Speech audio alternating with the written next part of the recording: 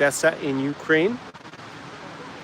The theme of today's live stream in late September, in the last weekend of September, is summer review of Ukraine and Moldova. That is where I have actually been. I've only been in Ukraine and Moldova for the last, I guess it's like 4 months. Maybe it's even more than that. I think I came back in, was it even, it must have been May. So we're already late September. So it's been at least 4 months, maybe even been 5. I need to go and double check my calculations. I am in Odesa. There you see I got my Odesa vibes on. T-shirt representing for today. I wasn't sure. You can tell from the thumbnail for today's live stream whether I will be here in Odesa or in Chișinău, the capital of Moldova. I have decided to stay here in Odesa. We got the Opera House right behind me, iconic building in the historical center of Odesa. So I'll be running you through my experience over the last 4 to 5 months in Ukraine and Moldova. I was here with clients as well who came to live my in-person experience, the New Europe experience. So that immersion, there is a link to that down below in the description. I will run you through also what's in that during tonight's live stream. If you're new to this channel, my name is Conor Klein, and I help high-level men living their dream lifestyle in a region that I refer to as New Europe. So it's the region between Russia and Germany, and I focus on a handful of countries within that New Europe classification. So basically I help guys with living their dream lifestyle in Moldova, Kazakhstan, which doesn't fit great in the definition, I know, and I am going to be going there pretty soon, in a week or so. Latvia, in Riga, also in Warsaw in Poland, and I have brought clients to the capital cities of Estonia, Tallinn, and Vilnius in Lithuania. I actually also went to Kaunas, the second city of Lithuania, with a client as well. And I had the premium channel here on YouTube for helping guys with relocation to this country, Ukraine, between 2020 and 2022. I did not leave Ukraine during that period. I vlogged almost the entire country. There were very few parts I didn't go to, and I had basically, I think I must have produced well over 100 videos during those 2 years. I think we're averaging at 1.2 videos a week during those heady days of content creation. So I had a real amazing catalog of videos if you were coming here to Ukraine during that period. I still have my clients who are coming to obviously have the Russo-Ukrainian war, so it is a very different vibe and a different type of, well, it's a very small minority of guys who want to come, understandably. I have made several live streams in the last few weeks about coming here to Ukraine at the moment. I have linked them down below in the description to this video, and there's lots of great links down there. So if you are new to my content, in the description to this live stream, I have one live stream about the safety and logistical issues of coming here and what it's like on the ground. And I have a live stream from last week, which is about basically coming here and doing business. I think there are a lot of opportunities here in Ukraine in light of the war, or in spite of the war. So if you're interested in those particular issues, then go and check out those live streams. I have also chapters put in so you can see parts that you would like to watch in priority. So go check all that good stuff out. If you are planning to come to either Moldova or Ukraine, I would think humbly, the two best guides into this region at the moment. I have my insider's guide to Ukraine during the war, and I have my insider's guide to Magical Moldova. Both are for purchase down below in the description to this live stream as well. There you will get not just the logistical information, safety information, you will get my hospitality guides. I think that is the huge value added of these kind of guides, because nowadays I also use ChatGPT. I've started using a lot more in the last month, and I can probably get a reasonably good summary of the logistical information. Of course, the fact that I'm here on the ground, I have a background in international relations, and I'm a former lawyer for the EU institutions, and I speak the local language. I will give you a bit more of a nuanced background to logistic information, staying safe, and what to look out for in either country than ChatGPT can. But the real value added is the hospitality part, because ChatGPT is terrible at that, because I also looked at it for new cities I was going to, and cities I've also reviewed myself, and it's a complete waste of time at the moment. Maybe they will improve that in the future, but for now, really, if you want to save yourself a huge amount of time in figuring out cafes, restaurants, bars, clubs, shisha lounges, whether it's in Chișinău. Also for Moldova, I have my review of the 10 best vineyards. And if you're coming here to Ukraine, I have the hospitality guide for Kyiv, Odesa, Uzhhorod, Chernovtsi, and Lviv, 5 cities that are the most popular for visiting in 2025 and going into 2026. And I have updated those guides annually as I go and check out the new places that open. Some others closed, so I update that. So both of those are for purchase down below. It will save you a huge amount of time, and you will get a lot more out of your trip if you go and invest in that for sure, just because probably you won't have months and months to figure it all out.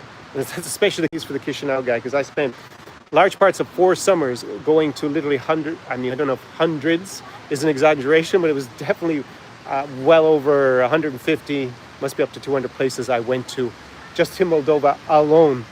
It was quite a big, arduous, but very enjoyable experience to put that together. So both those are down below. If you would like to tap into my knowledge and do that remotely, so I have a consulting service, and we can set up a plan for your trip or your relocation to this region, and that is available. You can book me for a consulting call down below. And guys, lastly, you got my New Europe experience. That is my in-person immersion where you can come here with me. 2 options: go to the alternatives to Ukraine, which the cities I've already outlined. Most popular are Riga, Almaty in Kazakhstan. Also go to Astana, Kazakhstan with clients, Moldova, and Warsaw, Poland.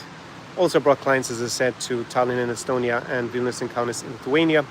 And there we will party hard, go out with the best places where you meet the local beauties of the region, network with the hotshot local guys and foreigners who are making moves in those cities as much as possible. You'll have my crew with me, and we will have an unforgettable week together. Also, because of my legal background, we can discuss issues like buying real estate, investing in businesses, getting visas, maybe ultimately citizenship, and I will also work on your social skills, so how you network with high-level men or men that you feel like you want to befriend, because that was one of the feedbacks that I got from one of my clients in the past. He had moved to Kyiv, had no problem dating. He's now actually married to a model from the region. But he told me after a few months that his big issue was he was billing no mates. He had no friends who were male, and going out on dates is great in the beginning, but the novelty wore off on that. And actually, his biggest struggle was to meet like-minded male friends, and that is something that I can help you a lot with. And also, of course, with my huge experience in my own dating life in this region over a decade, and dating models, the most beautiful women in this region, helping my clients over many, many years. I have it down on point, the best ways to meet the women that are going to be the best fit for you in this region. So if any of that is of interest to you, you want to do it in person, because obviously that will save you the most time. You'll get you your targeted results the quickest, especially if you are very candid with me about what you actually want to achieve. Then down below is an application form. If I feel it's a good fit for us to work together, we'll jump in a short strategy call. I only accept about 10% of applications. Normally, it's still worth your while to apply nonetheless, because I do make a special offer, even if I don't think that we should do the in-person immersion together. So go fill out the application form if you think you have a good possibility that is what you are looking for. So anyways, I got all that out of the way. And as you can see, the sun is shining. I actually ran out of suntan lotion. And with this Celtic white skin, I don't have a very long ability to stay out in the sun. So I'm probably going to move into the shade pretty soon. But I wanted to also give you a glimpse of the Odesa Opera House and just the glorious sunshine behind us. I think these live streams are particularly valuable if you're interested in what it's like on the ground here in Ukraine, because you can see actually what it looks like behind me. And you can see the scene on a Sunday afternoon. We're here in the center of Odesa. So let me run through a few last points with housekeeping before I get started on today's presentation. After that, I will come to the Q&A. If you have any questions or any comments you want to make, drop them down now in the comment section while I'm speaking. I will come to that a little bit later on. Let me just check to make sure I have gone through everything. Yes, if you would like to also support my channel through especially these live streams, then I have a membership option like most YouTubers do. Just go to the channel page, click on join as a member. It should say join, I think is the call to action there. Then there are 2 different tiers that you can join to support me. The new one will be to have actually a members only live stream once a month. Depends on demand for that. So if you're interested, then there are 2 different tiers there. Go and join as a member if you are so inclined. Today, before I get into the presentation, I wanted to say that there are very important elections in Moldova that will decide the direction of that country and whether we'll continue on its path to EU accession or not. It is unclear with the polling who is going to win, whether the pro-EU parties, or basically the one party in large part that's probably going to enter the parliament, that's pro-EU, and then there are a number of pro-Kremlin parties that don't want to see Moldova join the European Union, and the diaspora vote will probably be decisive, and that will be counted at the very end. So we're probably going to find out early in the morning or tomorrow, I think, who has won that election. So it's a really important day in Moldova. So if you're interested in the geopolitics of the region, I just did a live stream on my geopolitics channel about that. Again, there are links to that down below in the description.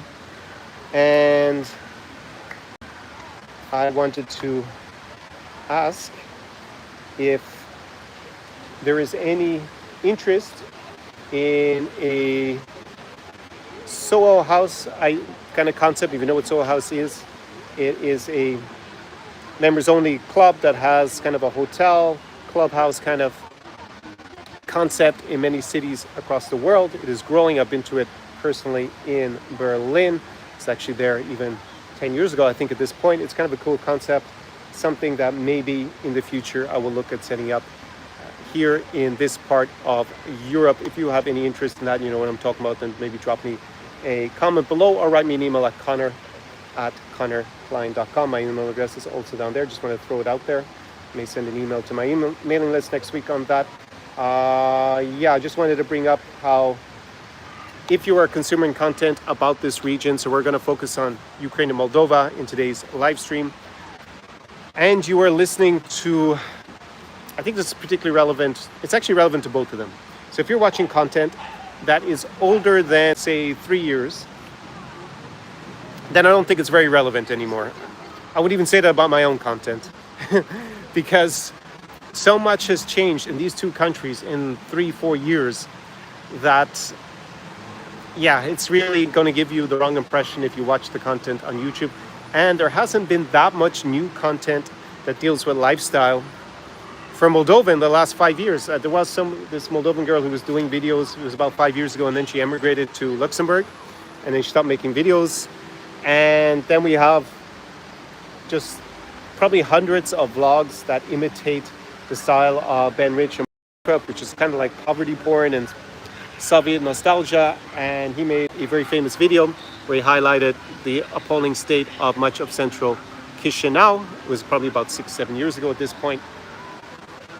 The thing is that that's relevant to today's Chișinău, Moldova. Of course, you can go and look for smashed up buildings built in the Soviet Union if you really want to, but that's not actually the experience of living there. Most of the city center is quite nice now. The parks are great. My client came with me on a trip to Ukraine and Moldova. It's 3 or 4 weeks ago at this point. He actually is still considering moving to Moldova in the, we'll say, short to medium term. He's going to decide in a few months. He's going to wants to also come back during the winter to just, now he's had the summer experience. He wants to see what it's like in the winter. And he really liked it there. And even Ben Rich himself, aka Bold and Bankrupt, recently went back to Chișinău and had to admitted that it's improved immensely since then. I think with respect to Ukraine, obviously we have the Russo-Ukrainian war. It's over 3.5 years with this second phase after the Russian invasion of 2022. And the country's changed dramatically, as you would expect in wartime. As I explained in the live stream about what it's like on the ground here, most things still work. We do have curfew and we do have martial law. And we have Russian rocket attacks, basically terrorist attacks that happen. There was a huge attack on Zaporizhia and on Kiev overnight. The air alerts meant I didn't sleep actually 100% last night. We had 4 separate air alerts, and I saw one building was hit, I think, in Odesa as well. So obviously things have changed quite dramatically in Ukraine. and go and look at that live stream. You want to know what it's really like on the ground, because it went into a lot of detail over about, my presentation was probably over half an hour, and that it's down below in the description to this live stream. And there are very few, if any, YouTubers talking about lifestyle other than me, and I'm not here all of the time, unlike between 2020 and 2022. And I think Johnny FD is probably the only person that gives you a glimpse of what it's like on the ground, who has any sort of audience nowadays. In particular, you still have the remnants of the Ukrainian bride business, and very few of them have actually been to Ukraine since 2022. And I don't watch their content very often. I did go and watch one romance tour operator who actually had tours here, I think twice maybe in the last year, and overall they seemed very disappointed about the number of guys interested. It's very understandable. Very few guys are interested in coming and hunting for a wife on a romance tour in 2025. But other than that, they don't seem to spend very much time here, nearly any of them, with one exception, down in Mykolaiv. And they rely on what people tell them, but this is, I mean, you have to be here on the ground to understand how things are in reality. Diplomats, when they go abroad, and they're posted abroad, normally it's for 3 years. 3 years. And the reason I have it for 3 years is because governments feel that if they spend 3 years outside of their home country, like they can, of course, just go from country to country, but they don't want them to stay too long abroad, even in peacetime, because they tend to become disconnected with their own culture, and they're supposed to be representing their own country. And things change. In a wartime situation, things change rather dramatically. I made a live stream as well, probably over a month ago, where I said, La fin, it is the end of the old Odesa, and there will be a new Odesa. I hope it will be even better than the old Odesa, but if you were relying on your historical memory of Odesa pre-2022, it is not very relevant to how things are today. So when you hear, especially because this Ukrainian bride business still exists a little bit, and they tend to keep talking about what it's like in Ukraine and how Ukrainians are, but from what I see, almost none of them have actually been here. So disregard their opinion, because it's based on hearsay, and it is very hard to get a good overview of what it's like on the ground unless you actually come here and you interact with people from different social backgrounds. You get to see it yourself, relying on a very small subset of people that you're talking to, who will have maybe don't even live in the big cities, or maybe they only live in the big cities, maybe they are looking to leave, which is a tiny number of people in 2025, and it's not really representative of what it's going to be like. So just in general, add that caveat that you should be careful of who you listen to. Also, all of those guys who are foreigners and run these Ukrainian bride business, just to emphasize this, as I have on previous videos and live streams, what I can see as a trend is they kind of pitch this matchmaking service, but they all met their partners by actually being here in Ukraine and being social to a certain extent, or having a social circle. I think it was like all 5 that I counted. Like maybe I'm missing one, I don't know who they are, and they actually genuinely met their current partner through, whether it's a wife or a girlfriend or some other status, by using a matchmaker themselves. I don't see much evidence for that, but that's actually what they sell to guys, this idea that is not what they do to be successful. And of course they have their wife or partner in their marketing, which makes sense, except for it's a little bit disingenuous if they're not telling you to actually come here to the region and create a social circle and provide value by normally being a local businessman or being connected or providing some value to local society. That's what they did, and that's something I want to emphasize to you, is that in 2025, especially because we're talking about dating here in this part, guys who are social are going to absolutely crush it. Guys who build strong social circles, are not afraid to talk to strangers in a calibrated way, in an appropriate social setting. So they're not pestering girls by being like a beggar walking around on the streets for 10 hours or a shopping mall like they do in Warsaw with all these weirdos, uncalibrated, harassing women, basically, where there's actually now complaints by a lot of Polish women about it, or women who live in Warsaw.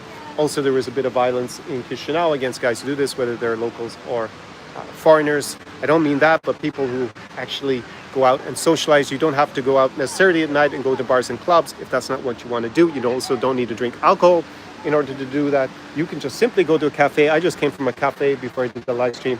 It was probably about 80% women there in this particular cafe because it attracts a lot of women. Doesn't mean everybody's single, but if you were social, get to know the staff, have a few friends, and you hang out in these places, and you're not shy to talk to people in a calibrated manner, then you will do very, very well. In particular, because the younger generation growing up now, unlike my generation, they have these things non-stop, and they tend to go on dating apps, which are terrible in 2025. If you are a guy, really, it's like a -2 in terms of quality, and yeah, even lower is if you do matchmaking in terms of quality. Still works and still makes sense for some people to do either. I'm not saying it's impossible using either of those, but it's not great if you want to meet women who have lots of options. They're just not going to spend time in any of these dating apps, most of them, because they already have so many options. They're trying to screen through them. So what you see with the younger generation is that they are a lot more hesitant about talking to people in real life, and their social skills are not being developed because they spend so much time on these things. And even I spent a lot of time on these things, but I have my formative years when we didn't have them, so I had already overcome things like approach anxiety or talking to strangers and being social. So that is something that I want to emphasize. Guys who master those kind of skills without being weird or creepy, like a lot of the kind of pickup artist types do, then you will do very, very well in 2025. And it'll also help you a lot with networking with other men as well. Social media, having a great Instagram, also a big plus. It can help you do cold calling, especially for business networking. And when you meet people in person, it can also reinforce a very good impression and display your value. Also help my clients a lot with that in the in-person immersion or on the consulting call. So if you're interested in that, of course, the links are down below. The final thing before I start my review of summer 2025, I've actually had a very long intro to this one. Keep your comments coming. I see them there. And this will be a segue into the actual presentation itself. I looked up actually my notes for this one because I want to quote it as I found it on ChatGPT. And basically, there is the concept of a sexpat. That would be a portmanteau of sex and expat, coined to capture the stereotype of a Westerner relocating abroad for sexual rather than professional, cultural, or family reasons. And its connotation is derogatory, highlighting both sexual opportunism and a lack of integration with the host culture beyond sex and nightlife. So that's what ChatGPT told me. Very interestingly, there was an article that I came across. It would have been in 2016. So we had the beginning of the Russo-Ukrainian War in 2014. We had the Euromaidan Revolution, and Russia invaded, seized Crimea illegally, and then started to attack parts of Donbass in eastern Ukraine. And when that happened, there was almost no tourism here in Ukraine, a bit similar to how it is now. So the hordes of horny guys used to come, and they were more the sex tour type, so they were looking for, we see one big section was just paying for sex, so they're basically looking for prostitution. And then you have guys who are maybe like the romance tourists, you had the wife hunters, all these people. They didn't come for several years to Ukraine. And I actually came across an article. It was in, what was the name of the Post at the time? I don't think maybe it's defunct this time. Anyways, there's an article. I linked it down below in this live stream's description. And a guy called Vijay Maheshwari, I always have to look up his last name. And it was really interesting how he described it and how the mood had changed if you were a foreigner. And he's a guy, by the way, he was born in India. He's an American citizen, quite an accomplished journalist. He had actually been editor-in-chief of Playboy magazine in Russia in the early 1990s. He had a lot of crazy stories from that time, as you could imagine. And he gives a very good description. So I think that's actually interesting to reread. I put it down below. I actually met him through a connection here. And when I saw his name as being Vijay, I said, "Are you the same Vijay who wrote this article?" And he's like, "Yes." So we became good friends. And I used to see him at least once a year when we had actually right here at the Odesa Opera House, because this is where we had the Odesa International Film Festival. So kind of cool to think of that article again during the week and how it applies to here, because that sexpat idea and the guys who are into that, who don't really have any other interest in whether it's Ukraine, whether it's Poland, whether it's whatever country, maybe they go to Latin America these days. A lot of them used to go, or it's probably still go to the Philippines or Thailand. They're there for sexual opportunism, as the ChatGPT definition goes. They're not really interested in anything else. And it doesn't mean that they're necessarily paying for prostitutes, but a lot of the time that's what they end up doing. A lot of them, they don't have success. It's a bit associated with the passport bro concept, where they go to very cheap places where they have a lot of opportunities for dating. But if you look at those channels to promote passport broism, they nearly all are paying for sex. So they are sexpat channels or sex tourist channels. And the remarkable thing about right now in Ukraine, just like in 2016 when Vijay wrote the article, is you don't have many of those characters around here. So that makes the atmosphere a lot better if you are a foreign guy and you come here, especially if you're from North America or from Western Europe. Also, the wife hunters aren't here as much because that industry, the Ukraine bi business, is a fraction of what it used to be. It's a shell of it for myself. I actually watched a live stream in French from Antoine Sekou. I gave him a few interviews last year because I like his channel. He's a matchmaker, and he was musing last Sunday whether I'm right in my prediction that it will completely disappear soon, because apparently business is very weak. And I spoke to some other matchmakers who said the same. So you don't have that issue if you come here right now. When this war is over, and it will end at some stage, and assuming, as is the most likely outcome, that Ukraine definitely survives as an independent state, the city will be under Ukrainian control. It's unclear at the moment how much territory Ukraine is going to take back in the short to medium term. Hopefully it's all of it. Donald Trump, as you saw during the earlier last week, openly said that that's a strong possibility. Whether he's actually going to help in that concretely or not, let's see as we go forward.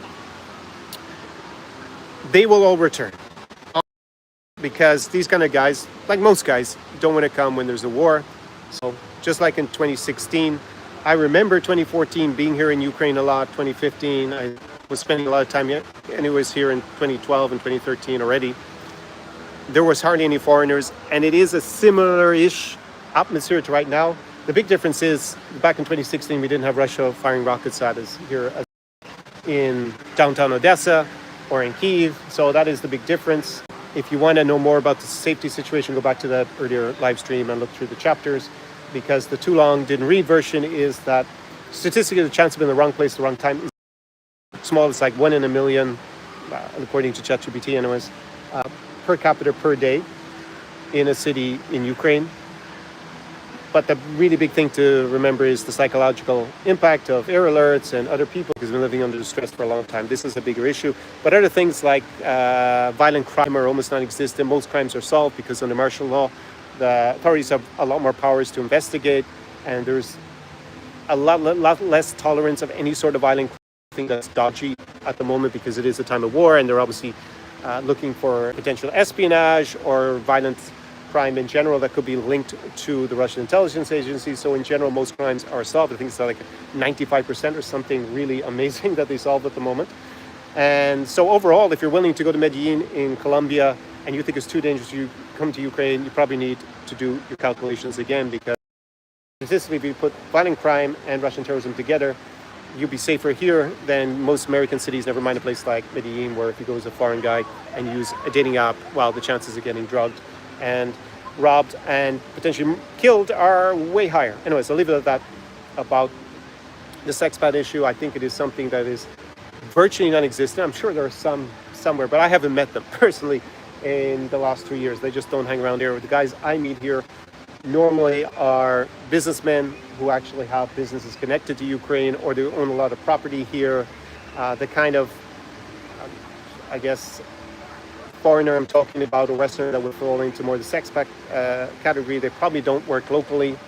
They probably just have a passive income coming in, and they're traveling around the place just looking for easy sexual opportunities.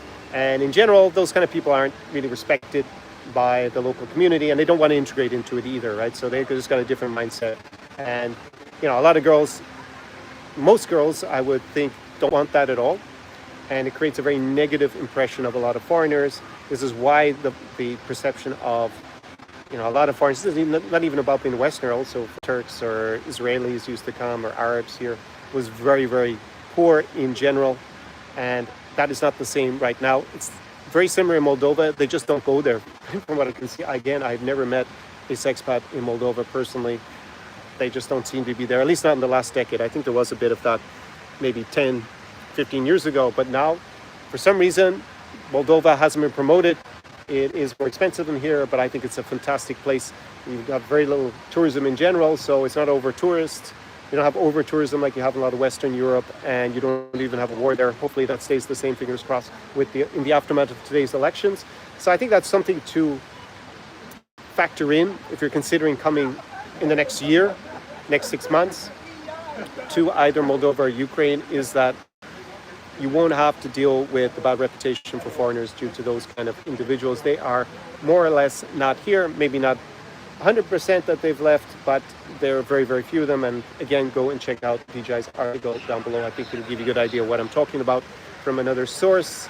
And yeah, there were just to re-emphasize that if you are willing to come to Ukraine, especially if you were looking to invest, go and look at my live stream from last week, because there are a lot of opportunities here, especially in the defense industry, especially buying real estate. Real estate is now half the price of Poland on average. Rents are, half the price. Cost of living, maybe not quite half the price, but at least 50%, a third less than being in Poland or in Moldova, because I have my flat white index because I drink a lot of coffee, very high quality on a daily basis. And here it costs me about €2.10. There is a place where I pay over €3, but that's just one place. And in Moldova, I usually pay $3.30. There's also a place I pay $3.85 in euros, so about $4. Here it's going to be about $2.50. In Warsaw, I always pay like €4.20, €4.50, €4.60. So basically $5. It's almost the same as I would in my hometown of Galway, where it's about €5, so about $5.50. So anyways, let me give you my overview of the summer here in Moldova and Ukraine. So if you haven't seen my content over the last few weeks, the live streams yet, then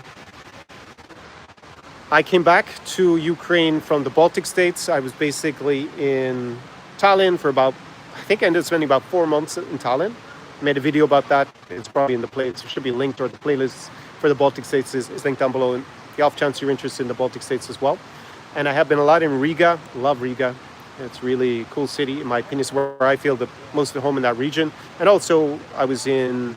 Did we go back to Conor again with my client? I guess I can't remember at this point, but I've been to Conor twice with him, and then twice, I think, on my own. So I think I went once proceeding, getting back here to Ukraine, also Vilnius, the capital. And I haven't spent any time, basically, really in Warsaw. I think I even spent a day... Well, basically, I met one YouTuber for an hour. That was all I did in Poland for the last while. I will hopefully be going back to Poland pretty soon. I should say that I am planning to go to Moldova this week. Then I'm filming some exciting content there, and then I will go to Kazakhstan. If you're interested in coming to Kazakhstan, found the New Europe experience, definitely apply right now, or send me an email, Conor@conorklein.com. But if you've already previously applied, and let me know, because I will be planning when I get back from Kazakhstan, and will probably buy my flight in the next week or so to come back again. So I was back in Lviv, and I spent probably about a month in Lviv, I think. Then where did I go then? I went to, I think I was back for a few days in Odesa, then went to Chișinău for like 2 months. And then basically I came back to Odesa. Then I had a client in Chișinău, and I was doing a lot of work for another client. And then the client who went to do both Ukraine and Moldova together. So we met him in Lviv, in the west of Ukraine. Then went to Chernovtsi, which is another city, about 350,000 people near the border with Moldova and Romania. Beautiful place, bit of a smaller town atmosphere than, say, Lviv. Went to Chișinău with him, and then came to Odesa. And then I've been in Odesa, I think, since then, and now it will be pretty soon. So that's been the overview. I basically spent 2 months in Ukraine and 2 months in Moldova. And we had, first of all, let me start with the basic climate. I think I had 3 or 4 days where it rained the entire summer. So maybe I was just lucky, but it does rain more in, say, Lviv or Chernovtsi in Kiev than it does here in Odesa and Chișinău. So I think it's important to separate out the climates. Here, when you're in the south of Ukraine or Moldova, very little rain during the summer. Like here we are, it's the end of September. You see people have a jacket on. I'm still fine in the shade in a t-shirt, but when the sun goes down in about 2 hours, I wouldn't be fine. That's why my jacket over there. But basically, fantastic weather. Most of the days it's going to be over 25 degrees Celsius. over 30. Sometimes it gets very hot in Moldova. It goes over 40 for normally a few days every summer. So fantastic weather. The local produce, the food, this is some of the best in the world in my opinion. You got the black soil, the famous black soil of Ukraine, southern Ukraine, that goes into Moldova, and an amazing climate for fresh fruit and vegetables. You can get them at the market, or you can go to the supermarket. I'm a bit too lazy to go and look at the farmer's market every day, so normally I just go to the supermarket, especially here in Odesa. They are amazing. And of course, because of the price level, I mean, basically it's pennies on the pound, I would say, with respect to that. And wine country, especially Moldova, phenomenal. Actually, a guy who I know who spends a lot of time in Warsaw. Now he doesn't seem so enthusiastic on it. Anyways, he has a Ukrainian girlfriend. He's from Western Europe. I won't say any more because he has a bit of a public profile. He sent me, actually just before this live stream on Instagram, something about Moldova, how I describe it as the hidden gem of this region. It gets so little publicity and it is so amazing with almost no tourism. It is remarkable. Down by the Dniester River, there's so many new restaurants. You have these beautiful views. You have not so many historical buildings like you have in Odesa, but it's really amazing. The wine country, best value wine, I think, in the world because it is such good value and such high quality. And just really, it is really cool place to hang out. You need to spend a bit of time. You cannot just come for a weekend as a weekend warrior and think, especially if you're a single guy, this is very unlikely to work out. I meet guys who come in a weekend in groups of guys, but they don't have so many stories of great romances in Moldova. However, guys who hang out there, I did the interview on my channel with Javier, and yeah, the guys who spend like at least a few months in the region, they are very happy with their social life, whether it's meeting other guys or dating the local beauties. And just think that with the price level, the climate, the atmosphere, hopefully things don't get destroyed like by the Kremlin, but and we'll see more again tomorrow once we have the results of the elections. But it's really in a country on the way up. And yeah, it was just absolutely fantastic. In terms of socializing, they have a lot of cool electronic music parties that are open air during the summer. There's like at least 2 every weekend. Sometimes it was like almost overkill to figure out which ones to go to. So if you like electronic music like I do, then yeah, it's really, really cool place, I have to say. And it's very easy. It's pretty easy to socialize at these things. Great cafe culture. And the only thing is maybe during the day it's a little bit too hot in Chișinău. During the summer it is at times really, really hot. I would say that'd be the one minus struggling for it. But yeah, a lot of great cafes, restaurants. I remember going to Moldova there for the first time in 2009. So it was the first time I came to Ukraine. And yeah, it was really limited at the time in spite of this tradition of farming. Just people didn't have so many options in their cafes, restaurants. And now, when I'm doing that guide, again, the links to the 2 guides for Ukraine and Moldova are down in the description. Like it's really hard to get to all of the places in Moldova because there's so many new ones opening that all look interesting all the time for new food, local food, just a nice cafe. It's really developing so quickly. And a lot of Moldovans also with COVID, with the lockdowns, a lot of them actually came back afterwards. I meet a lot of people who were born in Moldova who now have moved back, we'll say. Maybe they were a teenager when they left, maybe they were a child, and they moved to North America. I meet a lot of guys in particular like that who maybe work in IT. That's very common. So they have an income that they can get an international salary and then live in Moldova where the cost of living is lower. It's not as cheap as it was. It is definitely a lot more expensive in Chișinău than here in Odesa, probably 50% higher almost, but compared to where you're probably watching this from in Western Europe and North America, is definitely attractive in terms of the value for money. Also because I think the quality of stuff is so good there. And that was something in the Baltic states. Yeah, the natural produce in the Baltic states is not the same. The food is not the same. Of course, if you're willing to go to a really good restaurant every day, which is basically what I did for most of the 6 months, yeah, then you can have great food. But that's, I mean, then you're eating and I'm spending, what, 50 euros, more than 50 euros a day on that, just eating basically upwards of, we'll say 50 to 75, whilst, yeah, if you didn't even want to go to a restaurant here, you can just get amazing stuff in the supermarket, probably spend 10 euros. And yeah, it's just incredible, the quality. But of course, if you eat out, probably you want to factor in, we'll say 20 to 40 normally. Depends on how much of the wine you want to drink, of course, as well. So that is just an overview of some of the amazing things that I found. In terms of language, because a lot of guys ask me about the English level, it is improving. Again, if someone is young, educated, traveled a lot, and hang out in places where there maybe are some of the foreigners meet up, then the chances of speaking decent English are pretty high. There's some of the places I go to in Chișinău, everybody speaks good English.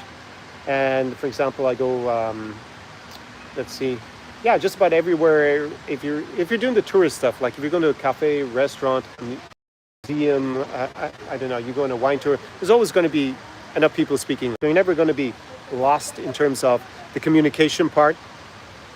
Local people, again, if they're educated from the big city like Odesa or Chișinău,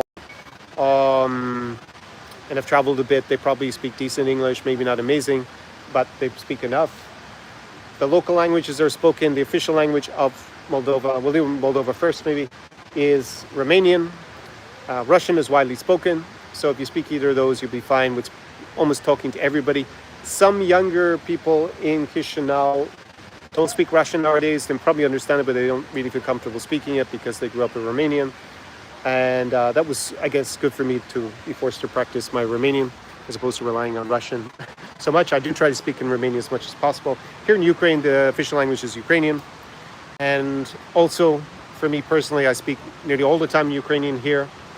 Just sometimes when I talk to friends, I speak in Russian. But in general, I speak in Ukrainian, also because I'm Ukrainian. And most of the country in Ukraine now speaks almost only Ukrainian in kind of the public sphere. In the south and east of Ukraine, I would say it is bilingual. So here, you're going to hear most people, or at least half the people, speak in everyday life in Russian. But yeah, so you have the option of basically speaking in Russian or Ukrainian, probably in a city like Odesa. I would encourage you, if you're going to move to either Moldova or Ukraine, to learn the official language, because that's the trajectory that the countries are going in, that more and more people are just going to speak Romanian in Moldova and speak Ukrainian here in Ukraine, even in a city like Odesa, over the medium to long term. That's the direction it's going in. Ignore that dinosaur moron Lavrov at the United Nations saying that Russian is banned in Ukraine. It's just so bloody retarded to have to listen to that after the last 4 years, almost 4 years of Russian aggression, where they are saving the Russian speakers by trying to kill them here in Ukraine and have them get up again and lie about it. There's no law that bans Russian. You can speak Russian if you want, but the reality is that most people here are probably going to speak back to you in Ukrainian nowadays, because that is the preference of the people here. But there's no ban on speaking any language. You can speak in, I don't know, Swahili if you want. I mean, just people are not going to understand you or probably reply to you in Swahili, unless they happen to be from East Africa. So if you are coming and you don't speak Ukrainian, Romanian, or Russian, you won't be able to do the basic stuff. But of course, if you want to integrate and make friends, then it is, of course, better if you speak the local languages. And if you're moving and you want to integrate, I would recommend you do that. I call it Conor's Law, that you will just do a lot better. Also with your dating life, you can, a lot of guys get confused by this. They say, yeah, but I can just speak in English. Not everybody speaks good English. That's the first thing. And of course, if you speak the local language, you don't have any issue with that. Second thing, and relying on Google Translate, whatever, or these new earpods, I mean, that's just not the same thing in a real human interaction, especially if you're trying to develop a relationship. So yeah, that's not really a substitute. They've never been good enough. I've been listening 10 years. I used to have a blog about learning languages. And yeah, they were telling me 10 years ago it'd be obsolete learning. I think it was 12 years ago, I was told by the top people that it will be all over within a decade. No one will learn languages again. Here we are 12 years later, and people learn more languages today than they did even 12 years ago statistically. So that's not going away. The second thing is, we don't just learn languages for communication. We also learn them to become parts of different social groups. So a lot of people learn English, you know, to better their work opportunities and to join a new social group. So maybe they want to hang out with foreigners in their own city. Maybe they can't travel and they learn English because they want to talk to some foreigners, and maybe they have a perspective where they want to leave, right? So that is a reason for them to learn it. And you need to be careful if that's the main reason. If people are going to use you as a free English teacher, that's also something that's written about. I mean, I haven't really encountered that so much, but yeah, a lot of people kind of complain about that they end up with people who are kind of English language groupies. And Nowadays, I think there's just so many options to learn English. You're probably not going to encounter that so much. But if you learn, say, Romanian, if you learn Ukrainian here, or even if you already speak Russian, then it will allow you to get out of the box that maybe you are one of those sexpats, even though, as I said, this is like the low water mark in the region compared to before. But as I said, as soon as this war over, I think it's inevitable all those sexpats will come back and it will be annoying again. You'll definitely have all the hordes of horny foreigners running up and down, whether it's Arcadia here or Khrushchevik in the center of Kiev. So over the long term, it will definitely be a huge advantage to have learned the local language, because then you will be someone that is interested in integrating to a certain extent. You don't have to assimilate, just integrate, and you will learn a lot more about the culture. And in any case, if you really think it's to your advantage to speak English, you can always just speak English. In any case, so there's really no downside other than the amount of time that you have to spend to invest in it, and that's why most guys don't learn it, because it's an investment of time. I think if you're committed to a country for 2 or 3 years, you will learn the language and you definitely get a return on investment. That has been my experience. I always encourage Conor's Law, learn the languages. I got a massive return on my investment in terms of learning back in the day Portuguese or Russian, and now I get it from having learned Ukrainian or Romanian. Also here in Ukraine, if you learn Ukrainian, there's a phrase by Nelson Mandela, who was of course political dissident, was in prison for many years in the apartheid in South Africa and became the president in the early 90s in South Africa. He said that, to paraphrase him, if you speak in a language that a man understands, you will speak to his brain. If you speak to him in his native tongue, then you will speak to his heart. So you definitely can make a lot deeper connections and get out of that kind of tourist categorization or that box, which pre-2022 was a huge issue here in Ukraine because of the sexpats that were around. So that's what I will say about, let's see, the anything else I want to say about Moldova. I guess guys are going to ask me a lot about dating in Moldova. I think in terms of making friends with Moldovan guys and Ukrainian guys, I think Moldova and Chișinău, it's actually a bit easier than maybe Odesa. I'm not really sure why. I think a lot of Moldovan guys who are educated, and there is kind of a cadre of guys that I find it pretty easy. Maybe people are a little bit open. Maybe it's a bit more of a provincial feel there because it's a smaller city than here in Odesa. And here I just have a big social group, and I'm plugged into a lot of the foreign businessmen who live here, a lot of the local businessmen. It's for me, and I've been here for a long time. So for me, it's not an issue to make new friends, new connections through that existing social circle. But I think going to Chișinău and having to start new, I found a pretty easy city. Of course, I do speak Russian and I do speak okay Romanian, and that helps. But I met lots of friends where we only used English, and we basically met using English. So I think that's probably an easier city, again, because it's more provincial maybe and a bit smaller. So that is what I will say about making friends there. And as opposed to, let's deal with the aesthetics of women, because I know this is going to come up in the Q&A. If we take Romania, like I always say, they look like a bit like Italians and Spanish. They're kind of the Latinos of the region, or the Spanish, because when I say Latino, people think I mean Mexicans or people from Central America, because a lot of Americans think that's their idea of Latino. When I say it, I mean more like French, Spanish, Italian kind of look. And they are, in Moldova, a lot of people have heritage from here in Ukraine, because a lot of people will move there and they're part of the Russian Empire, or from Russia or somewhere else in the Moscow's former sphere of influence, who moved there at a certain point. So they don't tend to be super tall, like in the Baltics, for example. People in the Baltics are really tall, or in the Balkans, like in Serbia, where they're like and the Dutch, they're like the tallest. So they're a few centimeters shorter than they're going to be on average in a place like Lithuania, for example, where I think young people nowadays, most girls are well over, the average height of women is like 170 in the country, but young people is like 172, 173. And in Moldova, it's going to be a little bit less than that, a few centimeters less. Tend to have maybe not the same skin tone as your Irish boy here, with his Celtic skin, but not super dark. A little bit, maybe more the kind of Romanian look, I would say. But in Moldova, they tend to be usually white skin, European in complexion, and normally dark hair. You don't have so many blondes in this region. Also in southern Ukraine here, you don't have so much of that. So I would say that is the aesthetic look. On a European level of beauty, then I would say it is definitely in one of the top countries, Moldova. And yeah, it's just kind of the culture, more conservative than Western Europe. Men have to plan the date, so you need to be the man with the plan, as I say, and you need to have that real man mindset and be assertive, even more than you're going to have to be in Western Europe or North America. And guys pay for dates and stuff like that. There's no going Dutch or any of that kind of stuff, whether you're in favor of that or not. If you expect women to go 50-50, that's unlikely to be what you will find in Moldova or in Ukraine. And that is a big struggle for guys who really look for that, because then they realize, no, that's not the culture.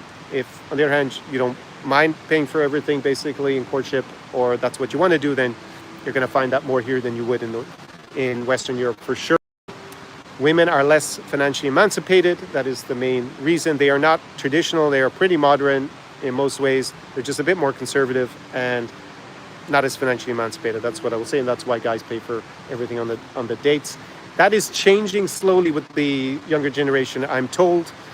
Personally, if I were going to date, I would just plan to pay for everything and then plan the date, and then you don't need to worry about any miscommunication about what's going to happen. But I have been told that younger people now, maybe 18, 19 teenagers, they tend to be a little bit more into splitting the bill. And that kind of more equal culture is coming in slowly, but it's not like that at the moment. I think for the guys who are watching this, most of you are not going to date an 18-year-old anyway, so you don't need to worry about that. You can just go to the default that you will be paying for stuff. So that is the culture overall. Other than that, things to watch out for. Are women more likely to be gold diggers?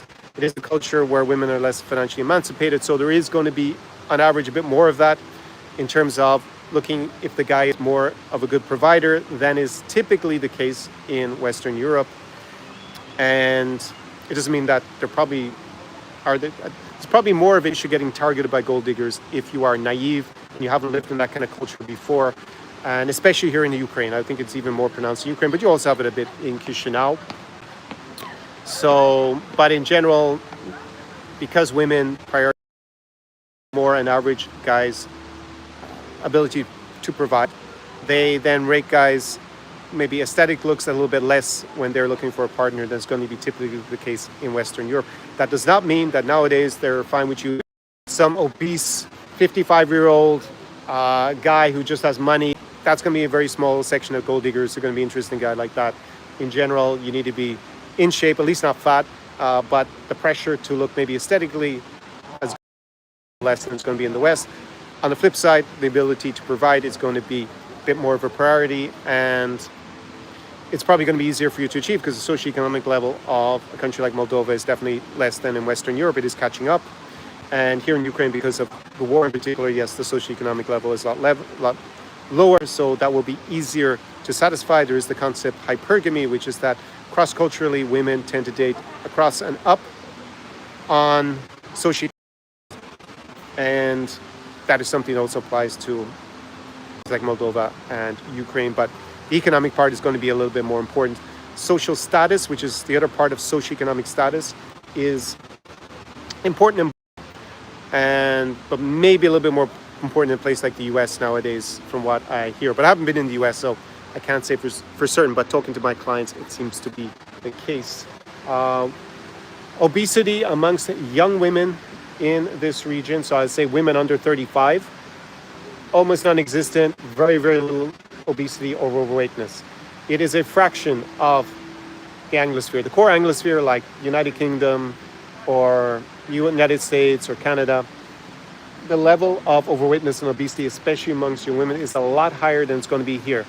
Over 40, there are actually a lot of women who are overweight in this region. It's not that different to Western Europe, it's not that different to Western Europe. North America is a bit higher when I look at the stats. So, because I got corrected once by a journalist about that, because she looked at the overall overweightness, and I was like, yeah, but if you're under 35, there's a huge difference. It's like a third or something. If I look at, say, Ireland or the UK, overweightness / obesity, women under 35, and you look at it here in Ukraine or Moldova, it's about a third. So very few young women are going to be overweight. So very few of us are into women who are overweight for biological reasons. It is a sign of poor health in general if someone is overweight and we don't find it attractive. Some guys like a voluptuous derriere and whatever. It's not personally what I'm into. I like girls who are slim, tall. But if you're into the other body type, then probably going to Latin America is going to be better for you in general. But if you like the more model look, then Europe is the place where I think you find it the most. Not only in Europe, but you find this like tall European look, we'll say, with slim. Then you're going to find that the most in the Baltic states, because that's where you have the highest concentration of models per capita in the world. But also you're going to find a lot of beauty here that looks like that in Ukraine or Moldova. So yeah, I mean, Ukraine, you probably have to be a little bit more careful of gold diggers or women who take advantage of you. Fortunately, I guess one of the silver linings to the dark cloud of Russian, you don't have so much scamming of guys here who are foreigners compared to before. I guess that still goes on in Russia, because that was also a big problem in St. Petersburg when we went in 2019. And I guess all those scammer Russian girls are still there in St. Petersburg, but in Odesa, you don't even really hear about it at all. In terms of personal safety, Moldova, very low petty crime, violent crime, very low. A fraction of what's going to be also in Western Europe. I always like to joke that the people who are criminals, petty criminals, they just left and went to rob people in Western Europe from Moldova, and probably just a lot of Ukrainians obviously left with the war, and we have martial law, so you don't need to worry about things like that too much. Obviously, use common sense and be a bit streetwise in terms of don't, leave your wallet somewhere with lots of cash in it, unattended. But in general, it's not particularly dangerous for any of those issues. And maybe I comment a bit on Ukraine experience, especially with my client who came, which was interesting because we went to Lviv. So beautiful old world architecture, very similar to Poland. It was a while also the Austro-Hungarian Empire. Also went to Chernovtsi in Western Ukraine, beautiful city as well, beautiful center. And yeah, he realized that Lviv was not for him at all.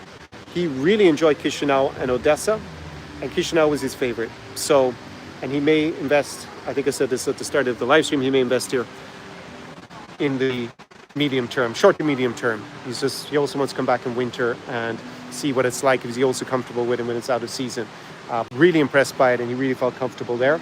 So that was a bit of a surprise. We did think that he would prefer Ukraine, but even though the price of real estate is higher in Chișinău because there's no war, he actually thought that that would be a better fit for him. But we still have to go into the nitty-gritty of buying real estate and stuff. So that will be something to be decided. Obviously here the price of real estate is lower in general than in Moldova, and way lower than in Poland. It's like half the price, as I said. So here's some of the big advantages. Quality, cost of living is a lot lower here.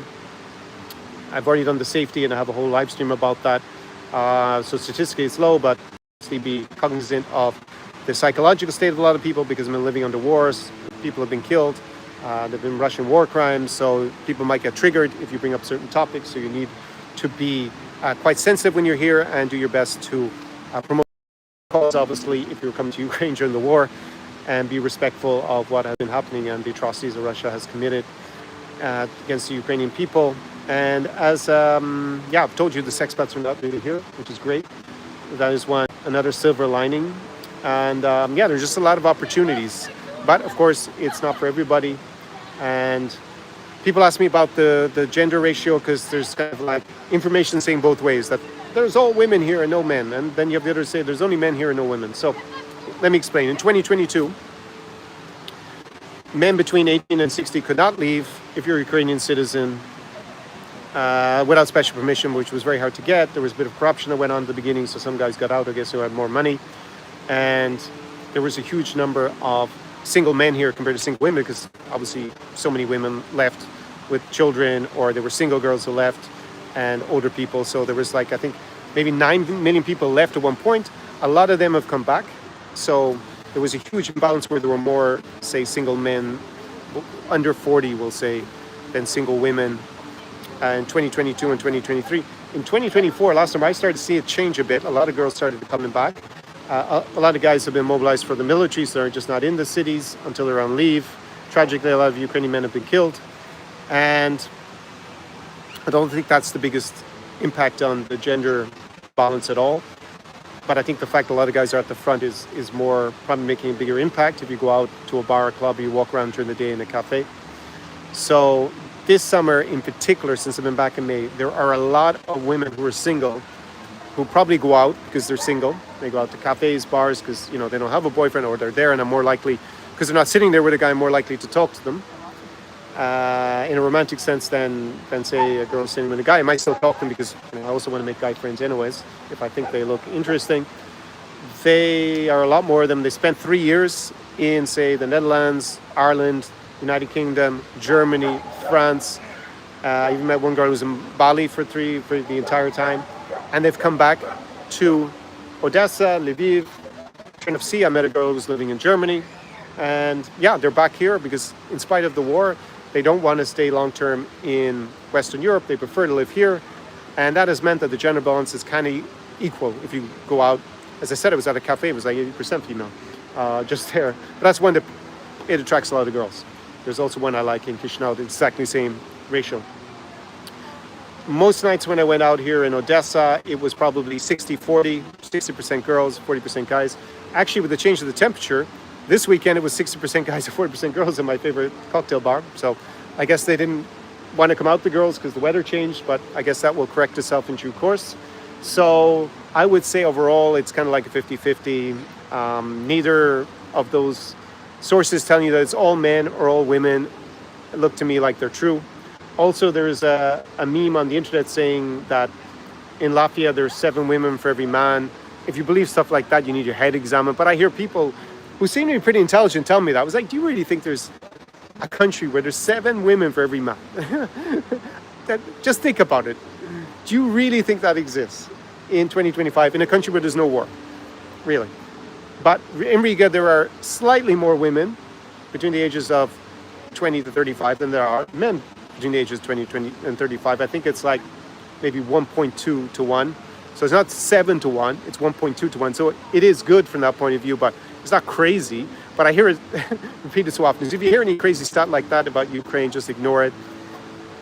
You can take it from me on the ground here that it's probably about 50-50, maybe slightly more girls around. But again, it depends where you want to go, because as I said, the cocktail bar last night, which normally is 60-40 women to men, was actually men to women last night with the cold weather. So that's what I'll say about all of that. Is there anything else I want to mention before I get to the